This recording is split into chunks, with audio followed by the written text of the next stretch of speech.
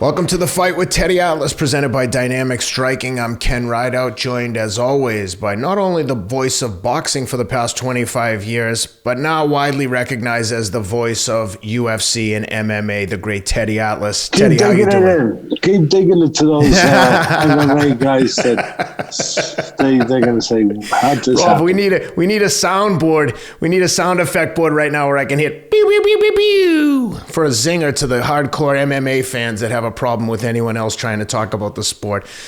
They've been very gracious. Those fans have been gracious. Most of them. There's a couple lunatics out there that don't think that we should be discussing, but I digress.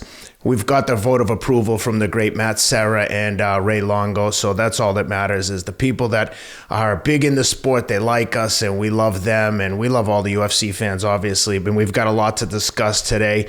But before we get into the UFC, there was some pretty good boxing action this weekend. Jaime Munguia gets the win over always game Gabe Rosado. How'd you like that action? Yeah, before I start with that, I got to congratulate our producer. You're not the only guy who knows how to win marathons, okay? All right? So it was Rob Moore, our producer, who's with us with this show, obviously, behind the scenes, doing a lot of work. He's there right now. He just won the Malibu half marathon the other day, Sunday, actually. And congratulations to him. You guys own that thing. I mean, if I understand correctly, you won like 3 times. Yeah, between the two of us, we've won 3 of the last 4 there. And the guy who won the one that I didn't win and that Rob didn't win was an Eritrean Olympic runner who ran in the Olympics in 5K, was a legitimate like African superstar runner. And he beat me by a minute one year, but nope, I couldn't get him. No, but listen, congratulations to both of you as always. But you guys, we've had the Beach Boys, but you guys are the Marathon Boys. You're really, you guys.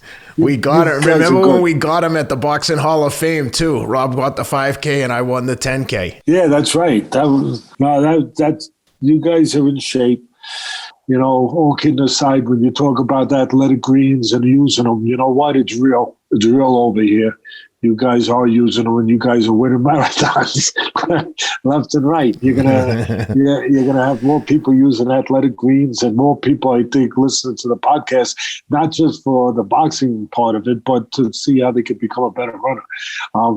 So congratulations to Rob. Congratulations to Rob. He won that. He's the new king of Malibu right down the street from his house. He took out the whole field. So awesome job by Rob. I think he ran 1:12 and change, which was like 5:32 per mile, which was a 2-minute PR for him on the half marathon course. So super proud of him. He's awesome. And he's the best producer in the business, to say the least. But let's get back into the boxing action, Teddy. What'd you think of Jaime Munguia's win over Gabe Rosado? There's a lot to it, like it's not simple just to talk about the fight. I will though, but yep. Because this is just another example of it was on the zone. But and De La Hoya, I think, has Munguia, right? He's the promoter for Munguia. That's right. And it's back to the same old stuff that some people understand, some people, I guess, they don't understand, but that these promoters, there's about 4 power brokers out there that control boxing for the most part. And they just worry about their little piece of property they own. So it's kind of like they own their own little preservations, where they have their fighters and they only fight who's on the preservation or who they allow on, because everything is gated, And so, yeah, you got him fighting Rosado, who's an old warhorse. And I give all the credit in the world to Rosado. Warhorse, a great heart. Tremendous, 13 losses, but just, great. We don't complain about it in the UFC when there's 13 losses, because by then they've learned how to fight. They've been forged in the fire. They can stand up to top guys. And same thing here, in this case, in boxing. This kid's been through the fire, and he's a piece of steel. But he's a guy who's sharp one. He's a guy that, takes a lot of punches. And when you think about a world champion and you're thinking about title defenses, sometimes you're thinking about, I'm not saying a more lively opponent because obviously he gave a hell of an effort, but it was an effort that was a great one-sided fight. See, the truth gets told here. I'm sorry. Yeah. What are you going to do? It was a great one-sided fight, That's a perfect description, actually. That's exactly what it was. Yeah, and on the verge of being a dominant fight for Munguia. But Munguia showed his weak spots. They get hit with some shots, but he's a young kid. It was a 10-year difference, 25, Rosado's 35. But getting back to the backdrop of coloring the picture for the people, on this preserve here, same preserve that Canelo's on, except he's over in another area where they have their own preserve and preservation. And on this preservation, in this gated area that these fighters for their promoters fight, there's only certain prey to go up against. People think, oh, well, if it's on a preserve, then there must be lions and tigers. No, they're not in there. No, they keep them out. There's wildebeest and there's water buffalo, and they give you a hell of a tussle. They got horns. They give you a hell of a tussle, Ken. They do. But there's people say, oh, we're on the preserve. They're going to let them loose. They're going to fight the others on the preserve, on the reservation here. They're going to let the lion fight the polar bear. Yeah, the lion's going to be out. The tiger's going to be out. There's going to be a few leopards, a few jaguar, But no, there's not. No, there's not. There's not, because it's not allowed, because they don't give a damn about the fans seeing them fight the lions or the tigers. They don't give a damn about the sport growing because you're going to be able to talk about those kind of battles. They don't give a damn. They give a damn about just protecting their guy and building up their guy's record until they can get to a place where it makes financial sense to really either roll the dice or just, go in there and cash to another level. That's what it's about. And that's the difference with UFC. That's the difference. See, in the UFC, it's one guy that owns it. One guy. And he has a preserve. He has a place that does allow tigers and lions to run in there too, with the wildebeest and the buffalo. He allows all of them in there. All of them in there. Why? Well, he owns the whole thing, and it makes sense for the brand. It makes sense for the sport. It makes sense for the fans. That's why it keeps growing. That's why it keeps growing and growing. And people, sometimes the fans get a little angry at me for point, but it's the truth. And so, and then the fans out there, talking about using these analogies, right, Ken and Rice? Well, some of these fans, there's gremlins out there. Yeah, they're gremlins. They are. I listen, gremlins are cute. Don't feed them after midnight. Don't feed them after midnight. Then they get nasty. They get a little nasty, a little bit. And don't get them wet. Because they get wet, they get a little crazy. So what happens is, the gremlins take little shots at me. And it's okay. They say, oh, Teddy, you're knocking, you're betraying your sport. No, I'm not. How can I betray a sport that I love, that's given me so much? And I've given the sport a lot too, quite frankly. But how can I betray a sport that I've been in almost 50 years? Why? Because I'm pointing things out to try to make it healthier, to try to make it better. That's betraying the sport? No, it's not. Maybe in the Gremlin dictionary, the Gremlin definition of things, maybe it gets twisted a little bit, and maybe that's how you look at it. But in the real world, no. I'm trying to do what I did on ESPN for 25 years. I'm trying to point out the deficiencies and make it better for everybody. But at the end of the day, they'll say, oh, you talk about the great undercards, and yeah, I do. Yeah, I do. Consistently, they have great undercards, great action. Oh, you didn't talk about the ones in Munguia fight. There was a great undercard. There was this, there was that. What? You didn't talk. Okay, I didn't talk about the solar eclipse either. Because it don't come around that often. Ken, You know what I mean? It didn't come to my mind. I'll talk about it. Okay, great undercard. Maybe I didn't even see it. Great undercard. I'll go with you. I trust you guys. I trust you. Okay, but how often? Haley's Comet's coming too. I ain't gonna be talking about that either because it's another 10 years because there's so few and in between. And even when you have a good one in boxing, let me differentiate for you guys out there, you little gremlins, you cutie little things, you you bite. Oh, no, don't bite me. Let me just differentiate a little bit.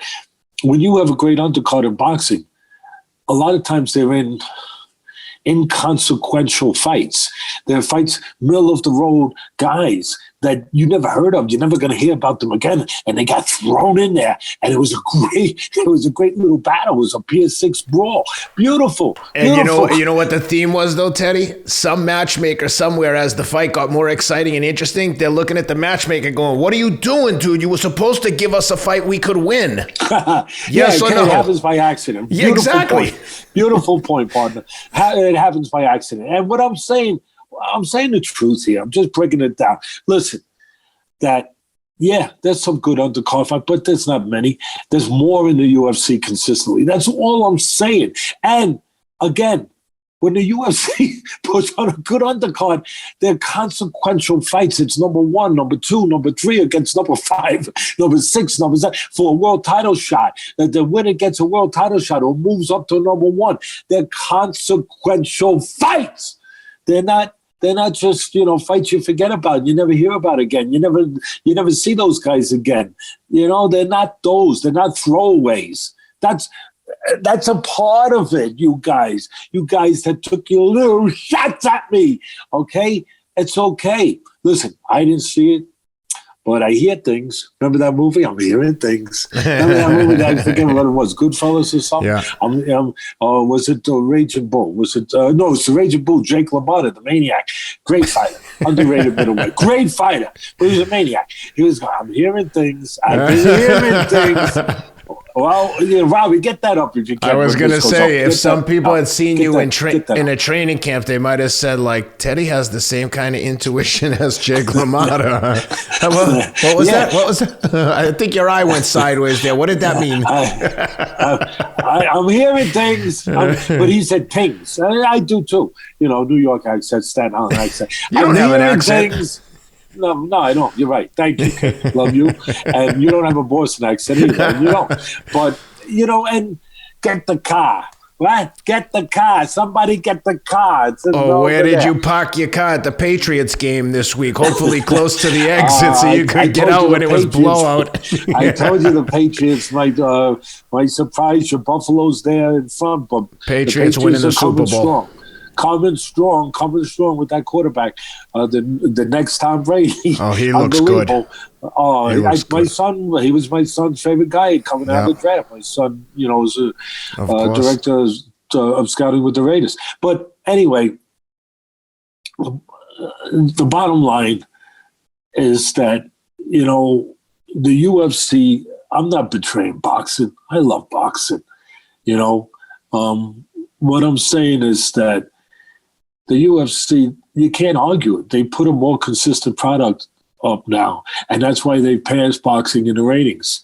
I'm not talking about when there's a Fury, Joshua fight or Fury, the universe is bigger and they're going to do those special numbers, or if there's a Mayweather-McGregor craziness going on, or Mayweather-Pacquiao, once in a lifetime sort of setup, the way it was. The universe is so large, it's going to outdo the UFC universe.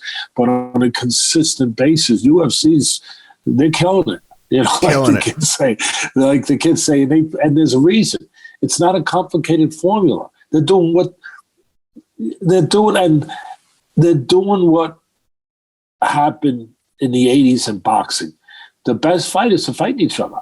Yeah. Everyone's fighting. The best fighters are fighting. And that's why the 80s in boxing was such a great time and so popular that people made a documentary out of it. Yep. The Four Kings, because you had great fighters fighting each other on a regular basis. So anyway, getting back to the fight, I had to clear that up. That was part of backdrop. You had to paint that picture. Yeah, Munguia turned out to be a good one-sided fight. Where it was kind of like a movie where when the movie started losing your attention, all of a sudden somebody popped out of a closet. somebody popped around the corner and scared the crap out of you. Got your attention back. It was probably a positive experience for Munguia in that he was tested just enough that he could look good, but he wasn't just destroying him all night long. So it probably tested him a little. So I think in this case, the matchmaker, Munguia's guy, did exactly what he was supposed to do. A step-up fight with the gatekeeper. He looked good at times, but had some things to work on. And working with the guys in living on a preservation. Yeah, exactly. Working with those guys. You're not allowed to work with tigers and lions. Let's get that clear. But they work with that. And the fans are like, the poor fans, I feel sorry for them sometimes because they're so hungry. They're so hungry. You give them a hamburger, they think you gave them a steak. Especially if you haven't eaten in a month. This steak is good. It's hamburger. It's hamburger. Hey, it tastes like steak. Yeah, because you haven't eaten anything for like 7 months. But so look. At the end of the day, they got a decent enough fight. Here's the breakdown of the fight, the specifics of the fight. Munguia, when he's improved a little bit since he turned pro.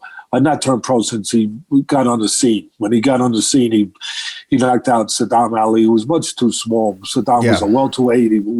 He moved up and took the junior middleweight title from an old, used-up Cotto, and he won the title to his credit. And then his first offense, his father was involved a little bit. They made a big mistake. They fight this big guy, Munguia. They don't know enough about him. And Munguia knocks out the smaller Ali, and it was at 154 pounds. And Munguia, being young, was going to keep growing because he's so big now. He's got the 160-pound title. So Munguia, when I first saw him, he looked like a 154-pound George Foreman. So bigger than everyone. And he had that uppercut, and and just strong and big. And he's getting better. He's getting a little better. A lot of people say, Teddy, he still gets hit too clean, way too clean, and he gets hit too much. But he's moving his head a little more. He's trying to be better. He's putting punches together more. Both these guys showed granite chins. Munguia showed a granite chin. I don't care if Rosado's not, I don't care if he's not Tommy Hearns. He punches good enough with those clean shots, caught him coming in, timed them sometimes, and Munguia didn't, he didn't even blink.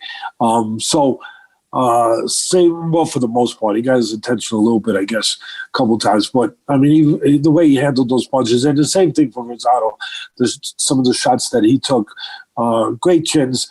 Maybe sometimes Munguia, and again, I always try to break it all down. Sometimes he was concentrating more on speed than power. He wasn't really sitting on some of those punches. He was looking to just maybe with his new trainer, Morales, the former world champion from Mexico, Eric Morales, maybe he's trying to put punches together more, working on speed more. I think Morales been with him, I don't know, 1 or 2 fights. And it looked that way. It looked like he was trying to put punches together more, use more speed. Munguia's the best stuff in his arsenal is his uppercut. The only problem with that, they better tighten it up. He sometimes loads up and he exposes himself where you can time him. You can time him and beat him to it or counterpunch him. But he likes that uppercut. His jab is pretty good. It's long, it's straight. It's pretty stiff and heavy. And his left hook to the body is pretty good. But, he's still a work in progress. He's still got his raw spots to him, but they're talking, obviously, see, that's to the point where I was talking about before. The promoter controls your little property, and then you fight the wildebeest and, the water buffalo and, stuff. And then all of a sudden one day, maybe you bring a lion in, an old lion with some teeth missing, but maybe you bring a lion in, and they're talking about that lion being Triple G. after the fight, Munguia, right? Yeah. Bring in Triple G, who's been inactive, who's 39 years old, going on 40 pretty soon. Who knows? By the time he gets in the ring, he's a little used up. He's, you don't know by that point. Again, the promoter, they're smart. They up on those guys, right? They eat, on those guys, and then they get to a point where, like I just said, we're going to let a lion in. You get the people excited. Oh, they let a lion in. and then you got a sharp little kid sitting behind you on that picture. That's a beautiful picture. Beautiful picture with Holloway talking about gladiators. I mean, that's beautiful. It really is. And you got a kid like that, maybe he's there, and he says, "But Daddy, the lion's got no claws." Son, it's still a lion. But, you know what I mean? Whatever. I'm just saying. Yeah. And so that's the plan. And look, it works. It works because they make more money. They make more money, and they might win that one. You never know at that point with a few claws missing. But that's the plan. Looks like that's what they're looking to do. At the end of the day, it's a smart move. It's a smart plan. Munguia, I don't know if that fight did happen. I don't know what Triple G, as I just said, has left. If he's got enough left, Triple G is going to win the fight. He's going to exploit some of those spots that we talked about with Munguia, where he gets hit too much and where he leaves himself a little bit available and he's still a little green behind the ears. Triple G would take advantage of that. But again, you got a strong, young, confident Munguia, who's, he's going to wind up being almost 15 years younger than Triple G. Yeah. Who knows? But then, of course, some fans will say, well, Teddy, you didn't talk about the Benavidez fight. I was just going to tell you that. Yeah, I didn't see the Benavidez fight. I couldn't watch both anyway. They were on different networks. But I watched that one. It's one-sided, though. I know it's a one-sided fight. That's what we're talking about. That would be the understatement of the year. I will say for the kid, Kyron Davis, he showed a ton of heart. He took a beating. And his trainer eventually, Stephen Breadman Edwards, who we had on the show once with his fighter, J. Rock Williams, eventually threw in the towel. But he warned him for probably the 3 rounds before that, like, hey, you got to show me something. I'm going to have to stop this. And he took, credit to that kid. He has a chin of stone. He took so many shots from Benavidez. Benavidez was just unloading on him. But like I said, Davis was game. But Benavidez, at the end of the day, called out Canelo and he called out the Charlos. Which he's supposed to do. Exactly. He's supposed to do that. There's no one left for him there. Benavidez, there's no challenge for him. And like I said Canelo. On the last podcast, I'm not knocking obviously Canelo. He's terrific, but he's not the greatest Mexican of all time. But if he keeps fighting these guys, you have to keep saying that. I don't want to see him, with these mirages. And they are mirages. They are, if we're going to talk the truth here. I don't want to see him with these freaking mirages anymore with Saunders and with Plant, that the people make them better than they are. No, listen, they got belts. I told you were in New York last week. We could have went to Canal Street and got you a belt. It's easy. Anytime you want one, let me know. Yeah. And as far as 20-0, 24-0, listen, you're in good shape. I'll take you out west. I'll take you down south. I'll get you to 15-0 before next year. Before next year's over. I only got a couple months left here. But that's the crazy thing that I think the average fan doesn't recognize is some of these records are so fabricated that there's crazy stories going back of like the manager getting in and fighting the prospect when there wasn't an opponent to fight just to get him another win. And in some states in particular are famous for it. So I don't want to see him fighting those guys, those Muay. I'd rather see. I'm not saying Benavidez is going to beat him. Benavidez is still a little raw in certain areas, but he's got the physicality for me in boxing to say, okay, at least he can match him with something. He can match him with physical strength, with physicality. The other guys couldn't. Yeah. The other guys couldn't and wouldn't and never will. So at least he's got something. I'd rather see him move up. If you want to call him great, let him move up to light heavyweight. He did it already once, but he picked his spot, which, he did very smart. Hey, I'm not knocking him for that. Mayweather picked his spot smart too, but he fought the best guys when he was younger that were available. And look, if Canelo stepped up to 175, and fought Bevo and fought Benavidez and beat them, I mean, forget about it. I'd come on this podcast the next day, I'd be wearing a Canelo shirt, and say, hey, give him all the credit. And I would give him all the credit. That's what I do. But I do the other side too, and I point out, the other things that need to be pointed out. So at the end of the day, that was a one-side again. Showtime, boy, oh boy. I don't know. Somebody wasted their Saturday night and watched that, but I could have told him who was going to win. Yeah, really. And that doesn't make me the Mason Kreskin. Yeah. And I think the guy took the fight, though, on like 2 weeks' notice, too. Yeah, well, that's part of it, too. But I'm just saying, that was what are you going to say? It was a one-sided fight. But having just to finish up on the Munguia situation, Rosado, I give him all the credit in the world. Game effort. But he gets hit so much. He's a kid that really, you got to be careful with a kid like that. You got to either retire him, and I'm never looking to stop anyone from making a living, but either retire him or give him a year off after that kind of beat. Give him a year off. I know people say, Teddy, yeah, give him a year off. Give him 9 months off, whatever. But give him a long rest and put him through all the tests, the MRIs and stuff. Because at the end of the day, we can't forget, these are not machines. They are human beings getting hit, And we got to remember that. We got to look out for the person before we think about anything else. He's a kid that he's one of the kids that I screamed and I used my platform at ESPN all those years to get a national commission to get a pension, because if anyone deserves a pension, there's a kid that deserves a pension. And if there was a pension in boxing, maybe he doesn't fight anymore. He's been a great gladiator, a great warrior. Maybe he goes off, to his family, to his sunset, and he collects a pension. He doesn't have to fight no more. And that would be fair. That would be appropriate. But he's a kid that he's getting hit way too much. I know Munguia got hit some clean shots, but not nearly the volume that he got hit. And of course, Munguia is only 25 years old, and he's still got time to be improved and to be taught. But that's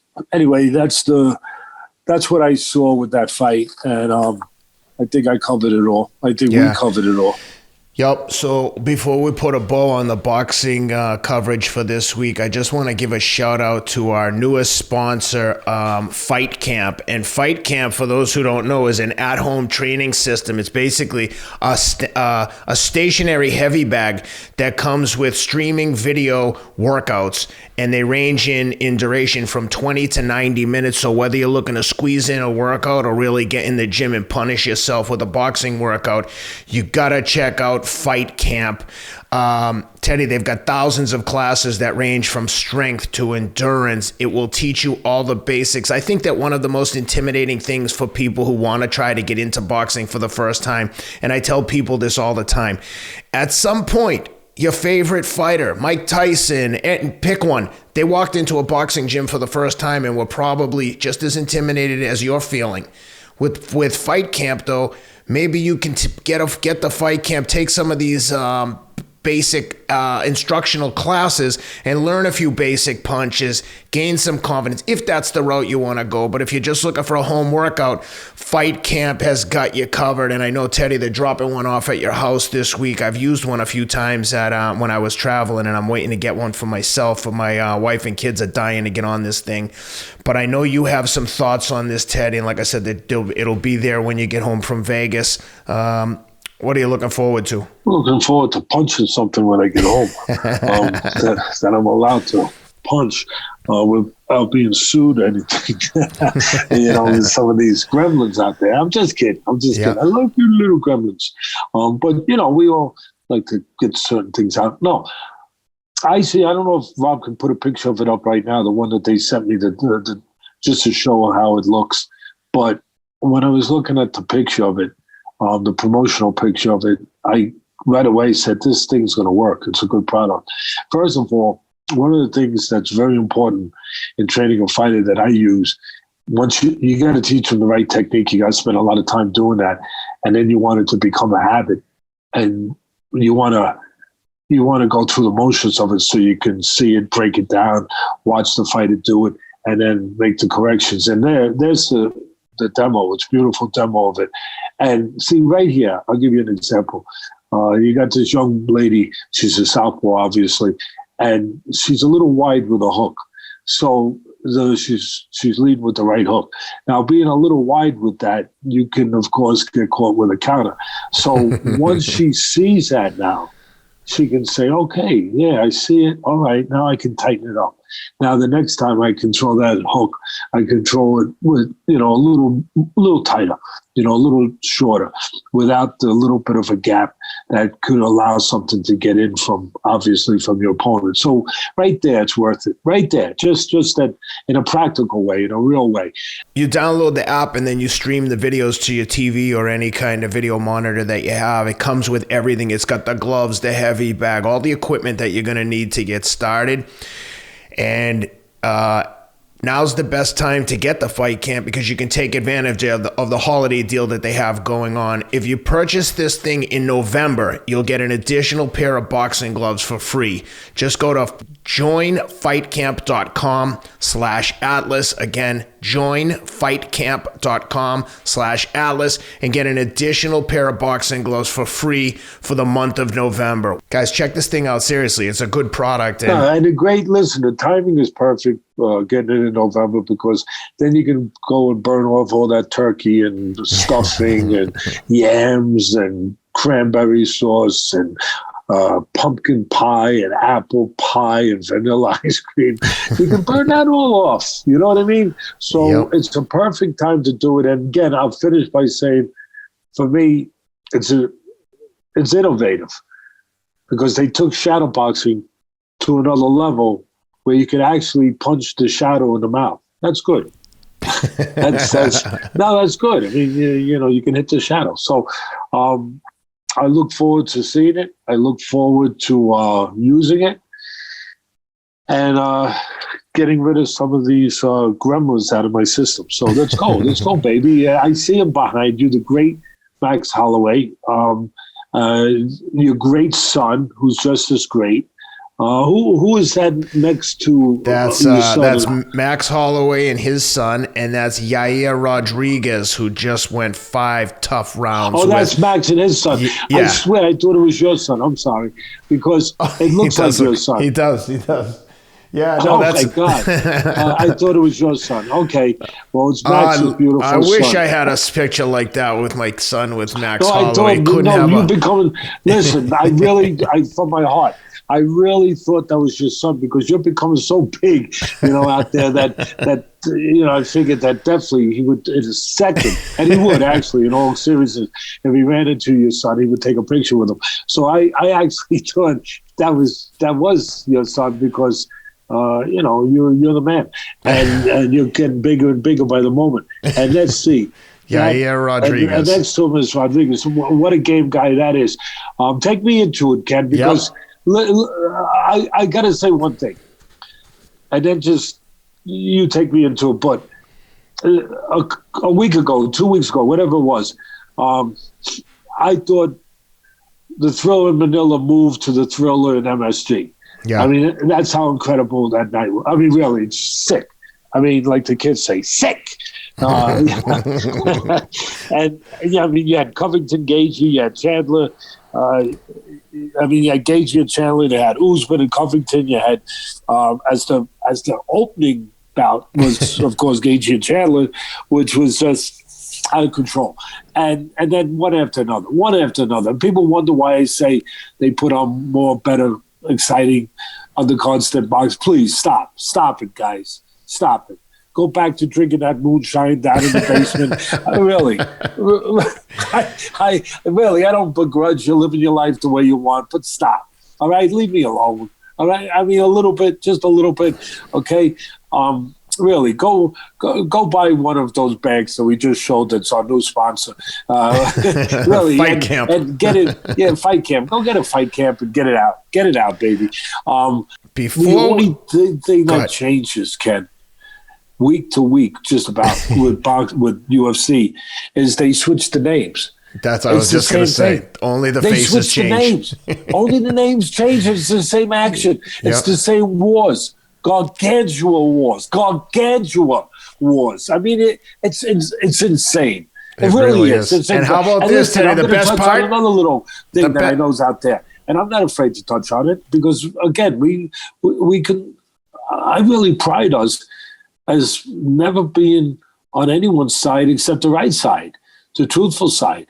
And listen, for you guys out there want to say, and I always pointed out that you have one guy running everything, obviously Dana White, and that's why, he can make it the way he wants to make it, his way or the highway, and he can assist on great fights, unlike these power brokers in boxing that don't want great fights. They just want their guy. They want to use their sugar daddies, which is the network. The sugar daddies are the network, let's be honest. And so their partner, their sugar daddy, they want to use them to have a farm system. Really, that's what it is, to have a farm system for the most part, to just, build their guys up, keep them undefeated or whatever, build them up. And then, of course, that when it's time for the big one, then they catch, the big one every once in a while, maybe once a year, whatever, they do that. But other than that, they're taking advantage of the fans, you guys. They are to a certain extent because they're not giving you a consistent best product that they could give you out there. They're not. They're not. They're only giving you something within their, as I said before, their reservation and their preserve. Whoever's in there, they play the game, let you think you're getting lions. You're not getting lions. You're not getting tigers. And then when the time comes, if it makes sense for them to let a lion in, okay. But when does that time come? On the whole, week to week, you're not getting that. You're not getting that. You're getting what's good for these greedy promoters that are out there to control the industry in their own little piece of land. That's what you get. That's the truth. I'm sorry you don't like it. You're getting used a little bit. Sometimes you get one that makes you feel damn good, and I'm glad, and I feel good too. I'm no different. But on the whole, you're never going to consistently get what Dana White gives you because he wants the brand to get better. He wants the sport to get better. That's better for him. He owns it or owns part of it. So that's better for him.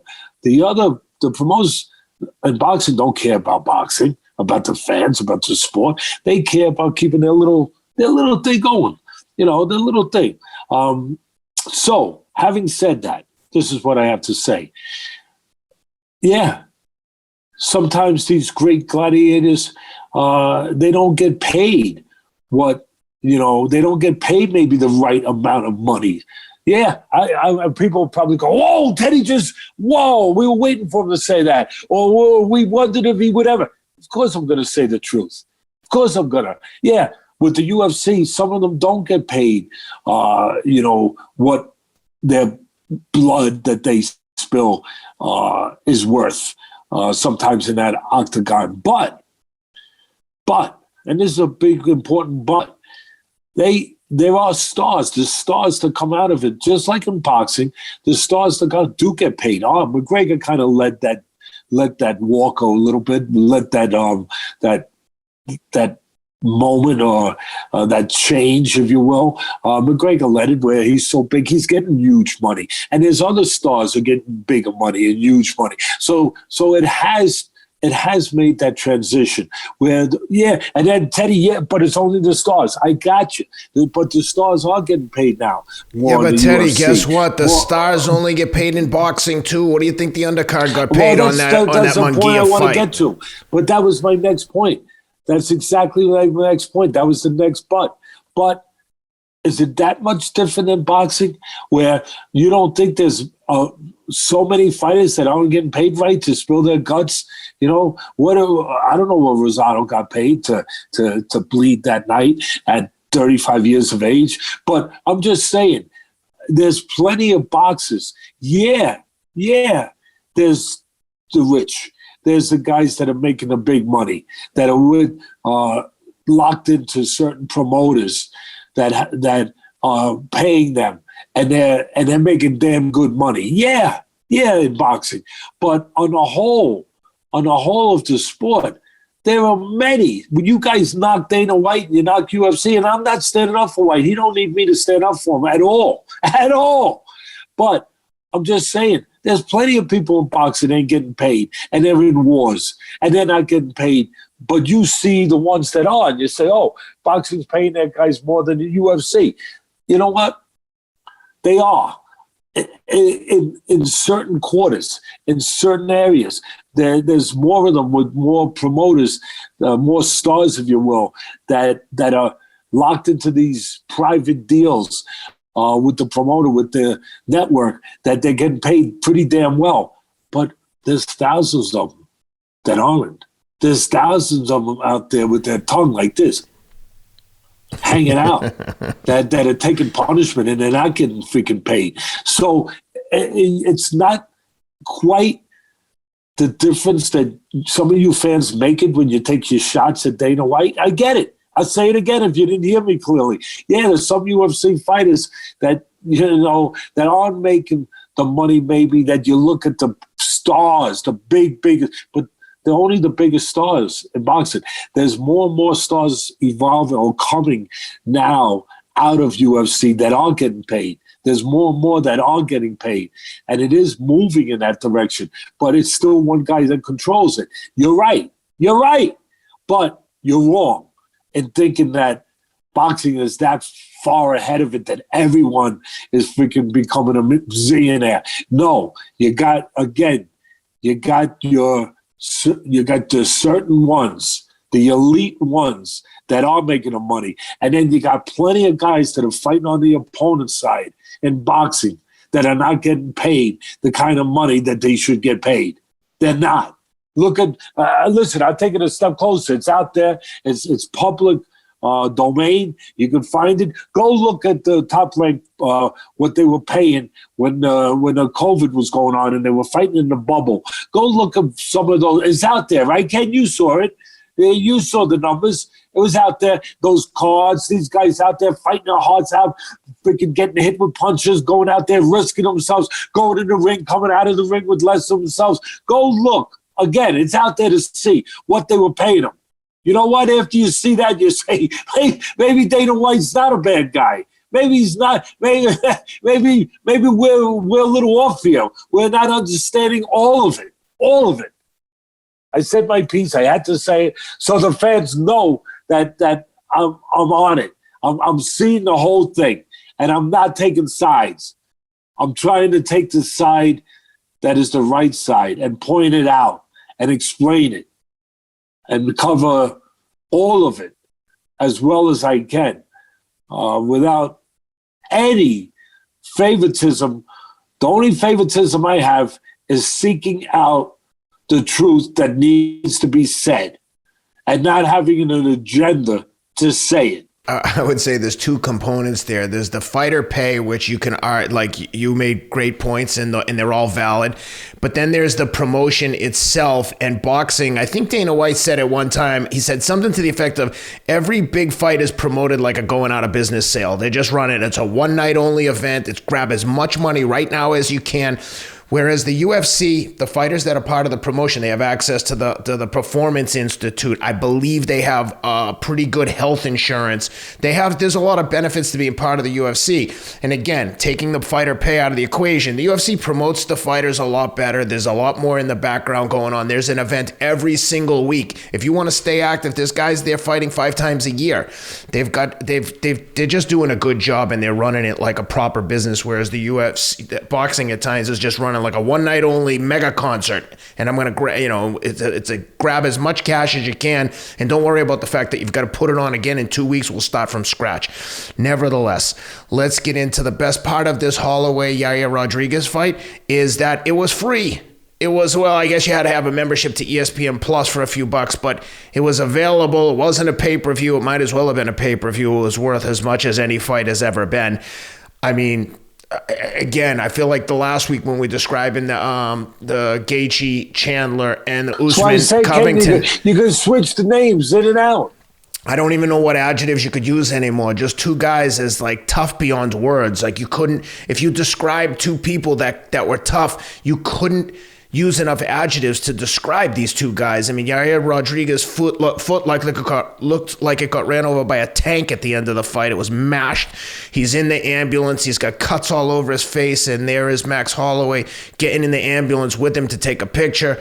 It was just incredible. Like modern day gladiators, they could easily be transported back to Roman times. They would have had them literally fight a real lion, and probably they would have won.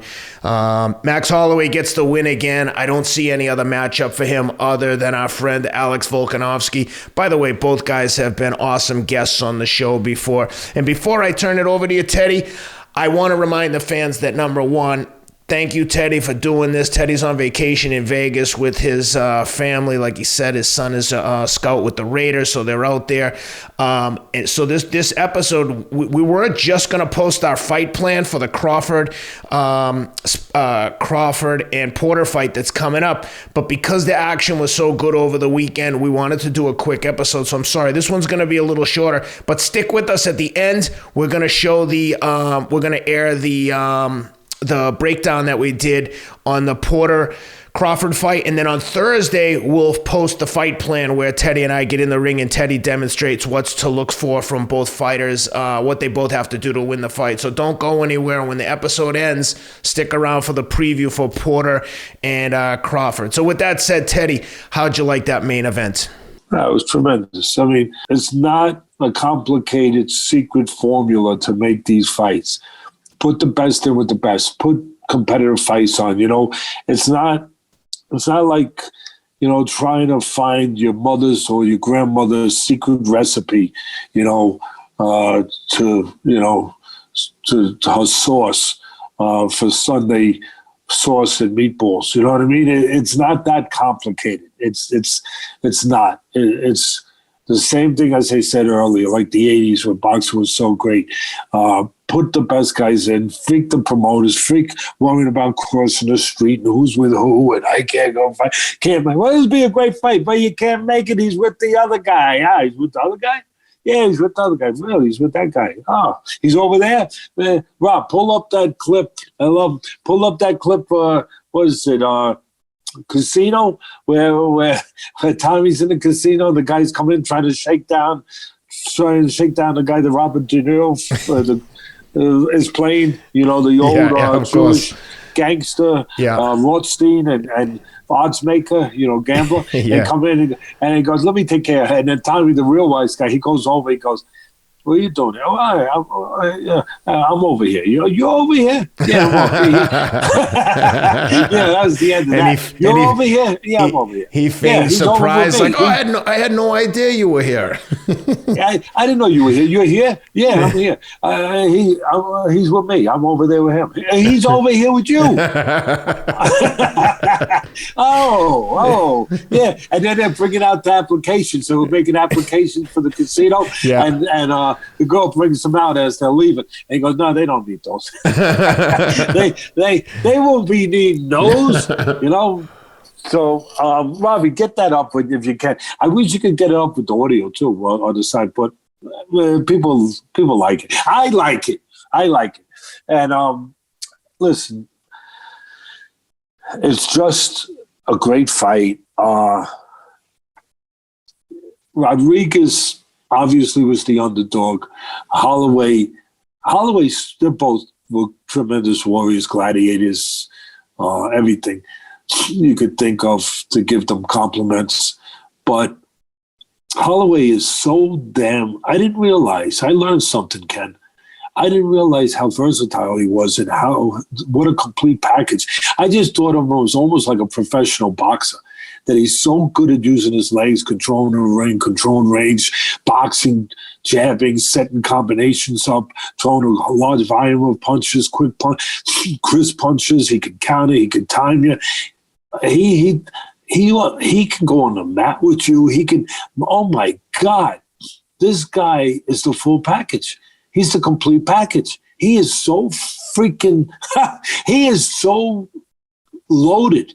I'd say it again. Oh my goodness. He is, he's the full Monty. Is that, so I heard that used somewhere. Yeah.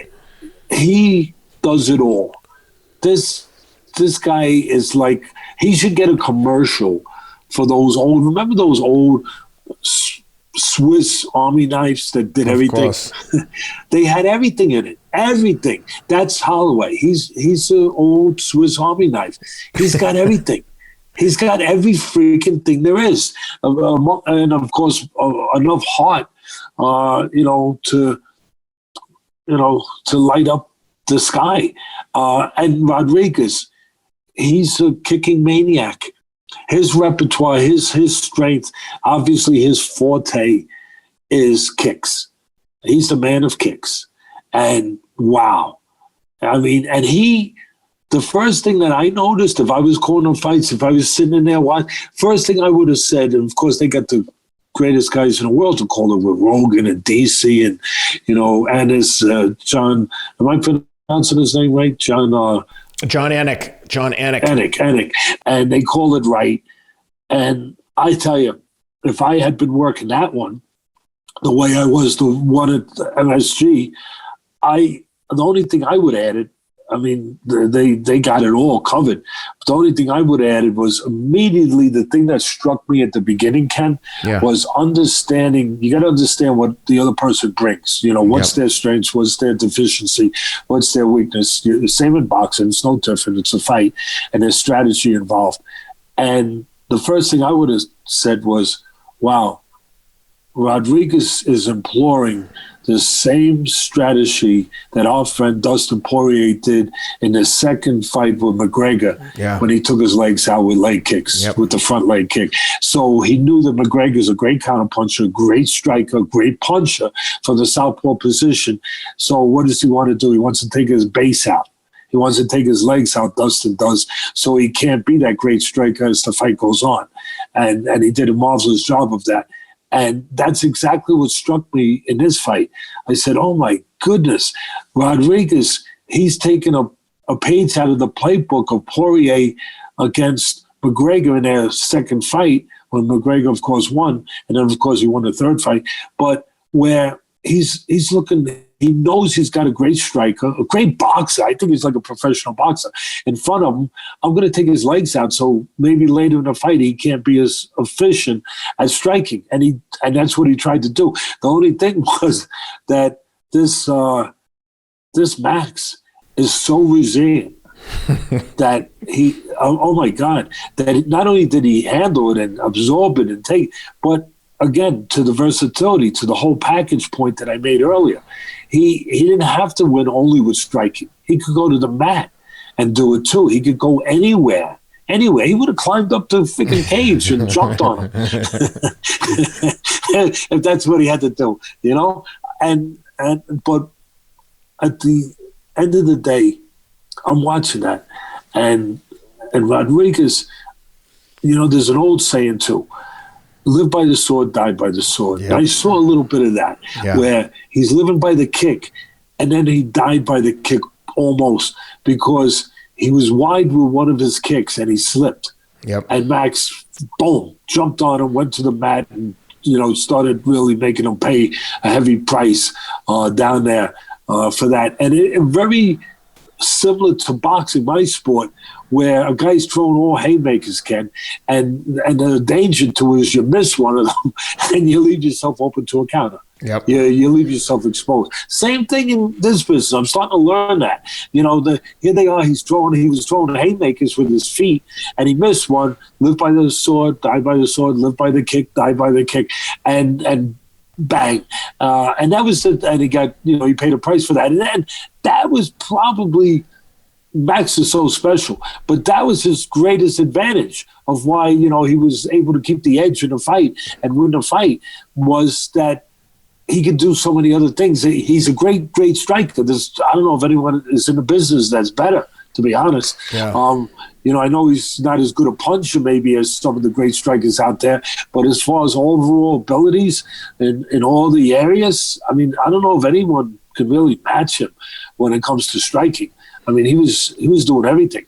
But again, that was the thing that carried the day. And then even with that, there were firefights. Yep. There were spots where you thought Rodriguez was getting worn out a little bit. And listen, to the credit of Holloway, he started going to the body and wearing him out to the body. And he started to wear him out a little bit. And to his credit, you talk about heart again. I mean, somebody should do an X-ray on these guys and see if they have two hearts instead of one. Really? No, really. I'd like to check it just to be Every sure. week, it's the same story.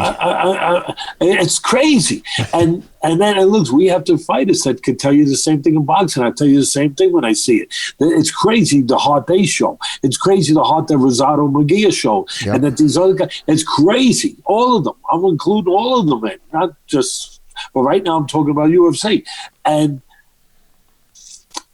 to see, he started wearing them down. And then all of a sudden, out of nowhere, Rodriguez finds another gas tank.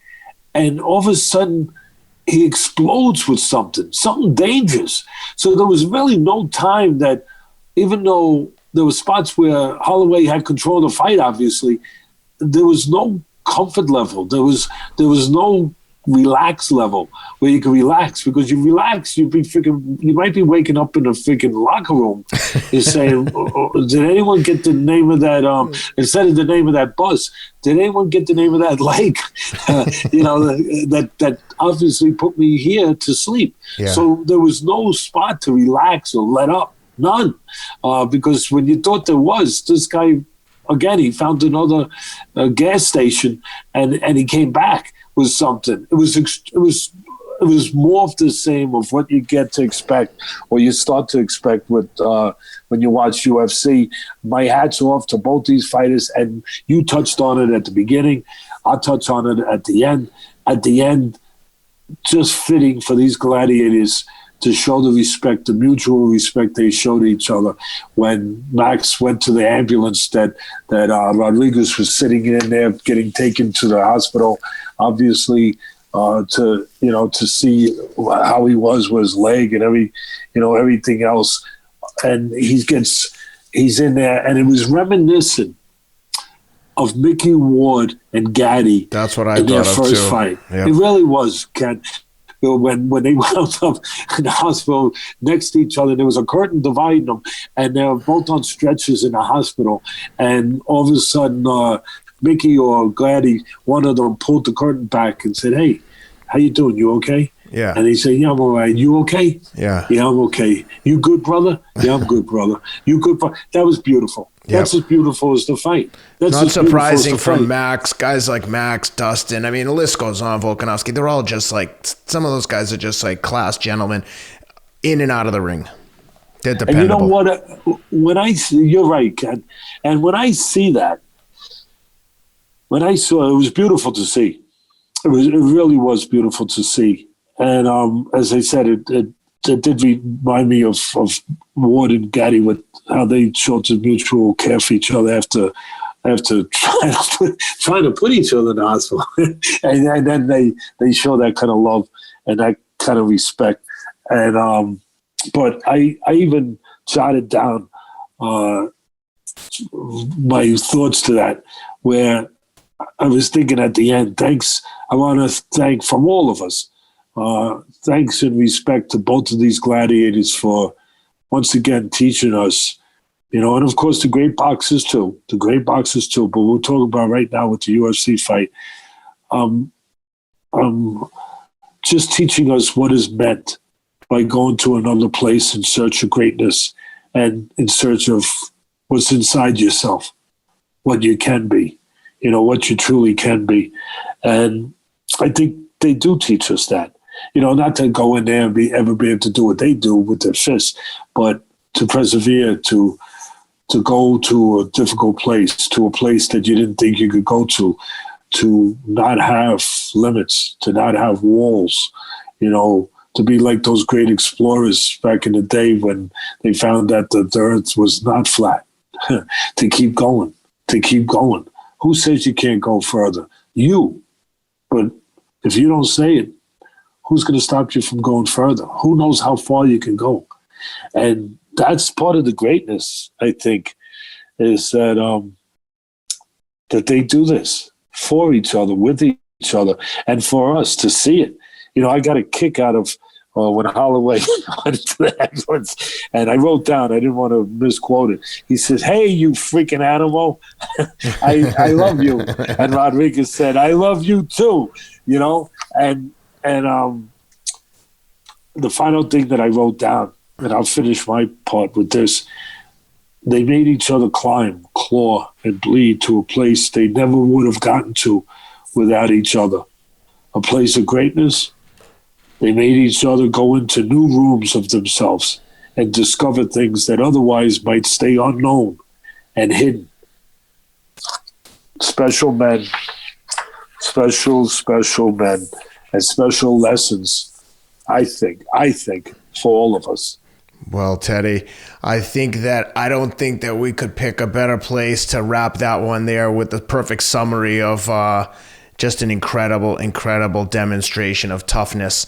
Like I said earlier, guys, please stick around for the Porter and Crawford preview. Thursday, we'll be putting up the fight plan. Teddy, thanks for doing this while you're on vacation. Give the best to your family. I will. I'm going to have to go move my head because my wife and my daughter, they weren't quite as excited as the fans are. I hope that I was going to do this with you, because they were like, "We're on vacation, Dad." Yep. But it's okay. It's all love, and it's a pleasure to be able to be with you and do what we have to do, what we're committed to doing. That's right. Which is bring it to the fans, what needs to be brought to them. And that's the truth, is hopefully we can demonstrate to people what it means to be dependable and try to show up. I mean, you've done shows with COVID.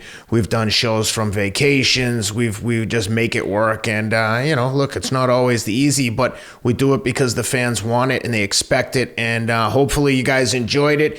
And even the ones who didn't, please keep showing up and hating us. We just want you to watch and participate. And, sometimes the criticism might be just, and we'll learn from it. So please keep the feedback coming. We appreciate you. We do. We appreciate all of you. And with that, guys, have a great week. We'll look forward to talking to you after the big fight this weekend, Crawford Porter. Tune in to see what Teddy thinks on the fight plan, and we'll be with you guys next week. As always, take care.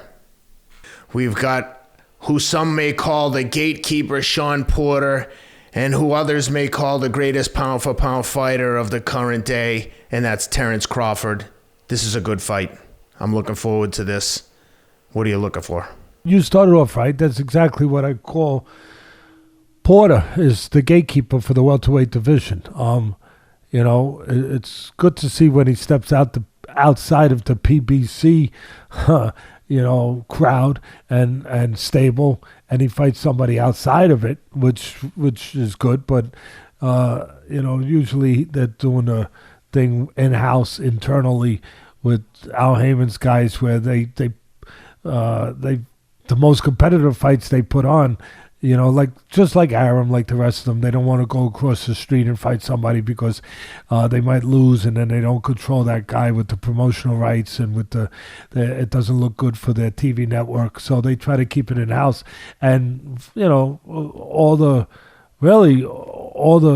biggest fights and obviously most competitive fights for Porter have always been against people, for the most part, have been in his own stable, obviously against PBC fighters. And now it's, now he's stepping outside of that realm. He's kept everybody honest in the PBC world. Now, again, he's going to be the guy that's going to help tell us whether or not Crawford is the real deal. So, it's nice to see Porter step outside of the kind of musical chair thing that he do with PBC, where they fight each other. And listen, he obviously tests everybody that he fights. He's only got 2 losses.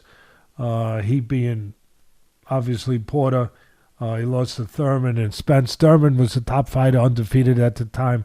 And Spence, of course, is a pound-for-pound guy that's at the top of most people's list, at least probably in the top 5. I also thought, as always, full transparency, I thought that he had lost to Danny Garcia and to Ugas. Very close, but I thought he had lost. But look, Porter, again, the term gatekeeper is good. Or I'll give him another, I might even give him a little bit of a title, where sometimes he's the troll under the bridge, just looking to snatch you. Like, as you try to go over that bridge, that welterweight bridge to the next place, that troll would be Porter that you have to worry about, reaching his heavy hand up and just yanking you into the abyss.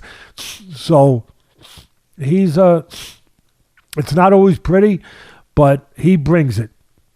He's improved a little bit, Porter, in the last couple of years, where he doesn't reach in as much, he doesn't expose himself as much.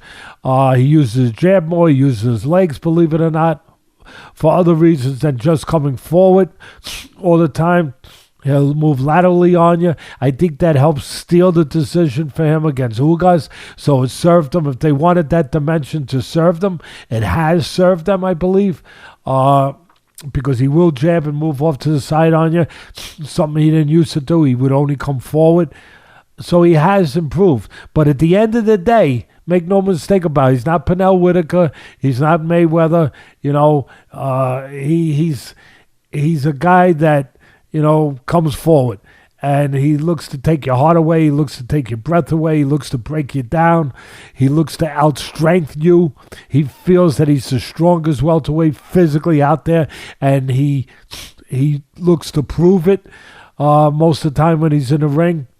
The guy is a horse. The guy has all the heart in the world. And he just keeps coming. He looks to keep coming. He'll start off being a little bit where he'll fence with you, he'll posture with you, he'll spar with you a little bit, jabbing, feinting, all the good things. But at the end of the day, he's coming and he's trying to get you. And I don't see it any different in this fight, where he has some advantages, might be physically stronger maybe. He obviously is a big welterweight. Obviously, Crawford is a guy who moved up 3 weight divisions, so maybe there's a little edge if he can find a way to figure that out and use that strength and that physicality and that size. Maybe there's a little bit of an edge for him in that area, but where the edge for Crawford is, he's a guy that's multidimensional. He's a guy that if he has to, he could go get you. He can walk you down if he has to. He has to go in the trenches. He can. But for the most part, he likes to use that length, those long arms, stand on the outside, control range, control distance, and make you pay for every freaking inch of real estate that you're trying to make up. You're trying to come in, 4 inches, he's going to charge you 3 punches to come in those 4 inches. And he does that really well. That's what I would expect him to do in this fight, is control that outside, control the parameters of the ring, make Porter pay, as I just said, for every inch of real estate that he tries to gulp up. He tries to close. I would expect him to do that. At the end of the day, I said this in one of the other prior podcasts, for me, one of my favorite fighters of all time that I think could fit into any era, even the era in the 30s and the 40s when fighters fought 300 times.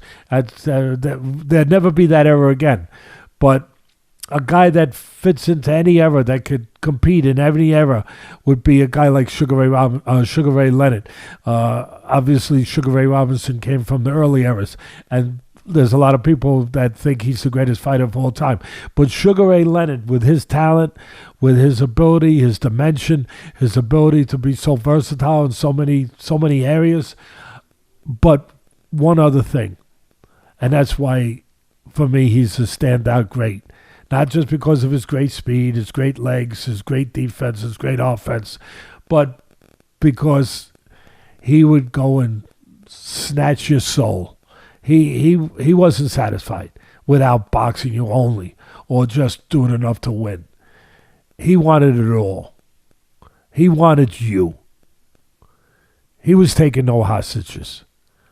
As I've said in the past, he was the kung fu guy when you watch those great Bruce Lee movies and kung fu movies where the guy punches not to the chest but through the chest and yanks out the heart. That was Sugar Ray Leonard. That's what made him so. He as they would say, he was a junkyard dog mentality. At the end of the day, he was a pit bull when he had to be.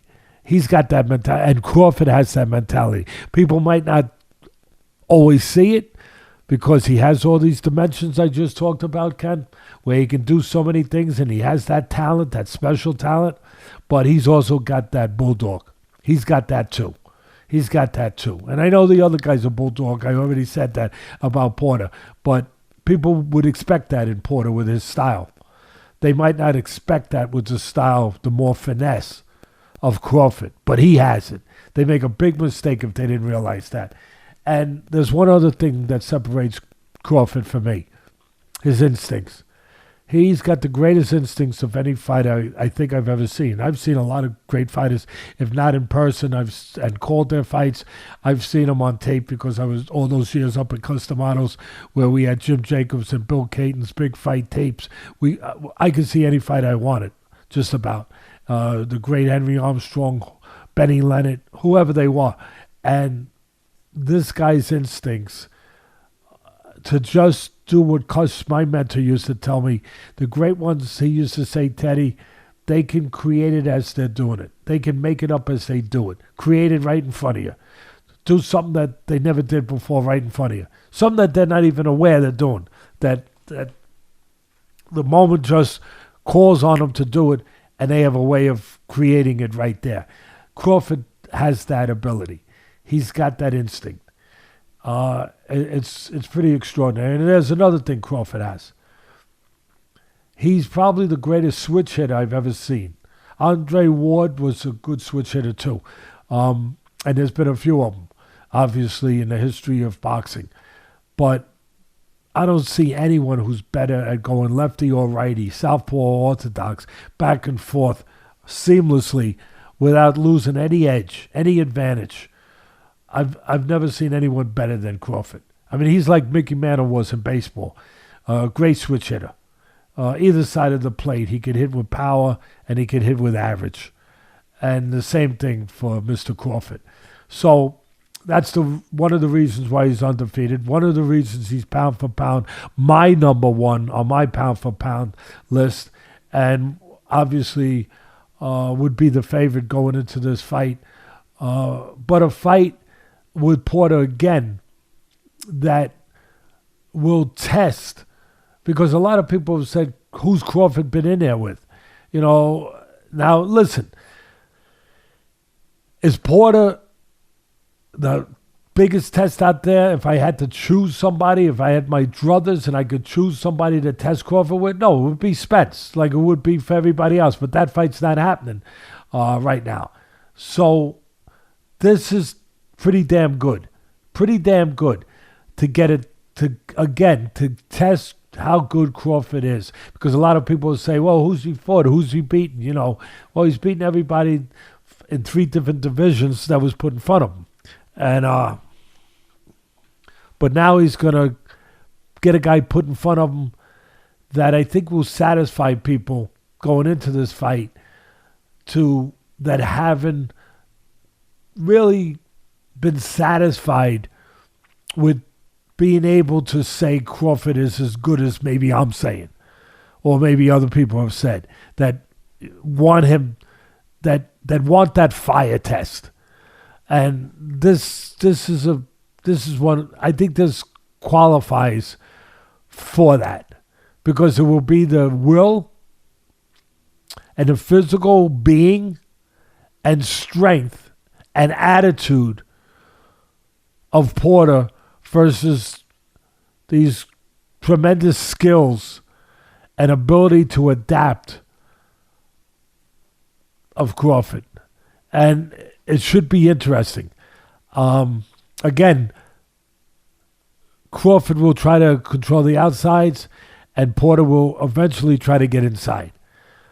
Get to the body. It's a thin body. I remember when we fought Holyfield, the great Holyfield. I'll say it again, the great Holyfield. And I had Michael Moore fighting him for the heavyweight championship.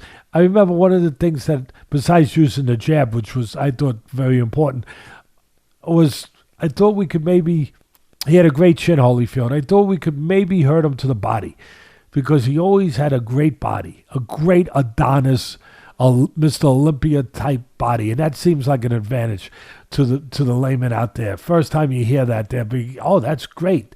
But it could be not so great around the body when your body is that trim and that lacking of fat, that fine of just muscle. It can be vulnerable sometimes to body shots. And so that would be one of the play. He's got that great body. He's got that thin body. That would be one of the things, if I was training Porter, that I'd be looking to do. Find a way to get in and attack that body. Hit that thin, great-looking body of Crawford. And, of course, the trick to it is easier said than done, Ken, because the trick to it is you gotta get past the bad neighborhood to get there. And you could get mugged in that bad neighborhood trying to get there on your way in. So that's the trick, how to get in there. Go to the body. So for me, Porter trying to apply pressure, it's going to come down to have to use his jab to get in, to come in behind the jab, to protect him on the way in, to make his entry a little bit easier, a little bit safer behind the cover of a jab. You know, if you're fighting in a military action, in a war, and you're going to go and try to go up that hill, you want cover. You want cover. You want your men behind you to be shooting at the enemy so you could get up that hill, distract them long enough to get up that hill. Same thing here in boxing. You want to get up that hill. You want to move forward on a guy like Crawford. You need cover, and your cover is that jab to get in. Obviously, you need head movement too, but you need that jab to get in. And so I'm looking for that. I'm looking for Porter to, at some point, get in, try to make that old adage come to life and come to truth, where you used to always hear me and you hear other people say on the fights during a broadcast, pressure breaks pipes. Pressure breaks people. Obviously, that's what Porter wants to do. He wants to bring pressure. He wants to, in any way he can, to try to break down Crawford physically. Obviously, you want to try to break him down mentally if you can. I don't think Crawford's the kind of guy you can break down mentally. I just don't believe it. I believe he's the real deal in that area, as I said earlier. And he's going to have to outwork Crawford. You know, his punch numbers are going to have to be what they always are, high. Outwork him. Crawford's not the guy that looks to outwork you. He looks to outscore you. He looks to land clean, effective punches that do damage. Where he throws very educated, precise punches at times. Where the other guy could be outworking him, but at the end of the day, you know, that guy might be winning the battle, but he's going to lose the war because Crawford is looking to land the more damaging, cleaner, efficient, effective punches. So I look for the same thing. I look for Crawford to try to keep him on the outside, catch Porter coming in. But when it's all said and done, if he has to fight with him, he'll fight with him. He'll fight with him in a responsible way with good technique, but he'll fight with him if he has to. Interesting fight. Should be a good fight. And should satisfy the fans out there to a degree that want to be satisfied in wondering whether or not Crawford deserves his lofty position as number one in some people's minds, pound for pound, and how good he really is. And to your point, it'll be a good opportunity for Crawford to prove that to a lot of the doubters out there. He hasn't been that active against really, really stiff competition, so this will be a good test. And for people who are listening to this or even watching on YouTube, we have the fight plan where Teddy and I are actually in the ring, and Teddy's demonstrating what you should be looking for in the fight, so make sure to check that out. That's, as always, brought to you by our friends at MyBookie. Check them out at mybookie.ag. Make sure you use the promo code ATLAS, ATLAS, on your first deposit to get 50% credit up to $1,000. And Teddy, the line on this one is, right now, I just checked on MyBookie, it's minus 550 on Crawford, plus 350 on Porter. Do you like Crawford enough to lay 550? I might. That's a lot. It's a lot of wood, as they say in that business. It's a lot of wood to lay. But I believe in Crawford that much. I might. I mean, I don't like it to lay that much. I don't usually like to go over 3-1, but I might lay it. And I would also look at the what options you get for the under-overs that you could tell me. I'd like to see what that is. Yeah, right now I see the over-under at 10.5. So to go under, you're getting plus money, plus 190. Over, minus 240. So if you think it's basically going to go the distance here, you got halfway through the 11th round, minus 240 to go longer, plus 190 to go under 10.5 rounds. I'm going to surprise people here. I'm going to give you what I think is a bet that has value to it. I think potential value to it. It's gambling, so it's always a risk. Obviously, we know that, but the way it's set up, as you just said, it's set up to go over. And why wouldn't it be? I mean, Porter doesn't get stopped. He doesn't get stopped. And if he didn't get stopped by a big welterweight like Spence, a lot of people are going to use that as their compass, as their navigator to figuring out under-over. And I get it. They're gonna, and that's probably what the line is based on too, a little bit. That the bookies that are laying these lines, and they're very smart at laying them, is saying, well, if he didn't get stopped by a big welterweight, real big strong guy like Spence, he's not gonna get stopped, by a skinny guy like Crawford who's moved up 3 weight classes. And he's never, obviously, he did get dropped by Spence, but he didn't get stopped. And that's another thing. He got dropped late in the fight, but he got up and went right back to business. So he's got a very dependable chin. And he's shown that throughout, a great heart. So he's shown that for his whole career. It figures to go over for all those reasons. But I would take a value play again for the under. I would, because Crawford's different. Crawford's a different species, so to speak. For me, the way I look at my game, my business, my sport, I look at Crawford as one of those guys that has a chance if he can get the competition. I mean, Ali had Frazier, he had Foreman, Leonard had Hearns, he had Hagler. Duran had all of them. To beat one of the greats, you do have to have the dance partners to dance that great dance, that memorable dance, that in some ways historic dance, like Fred Astaire and Ginger Rogers.